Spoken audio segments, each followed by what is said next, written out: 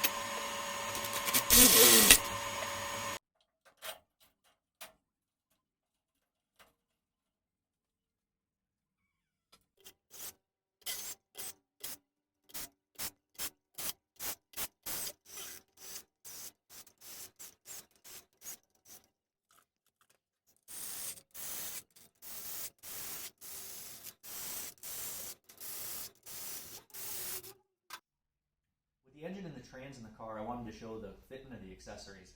These are C6 Corvette. They are the narrowest of the LS offerings front to back.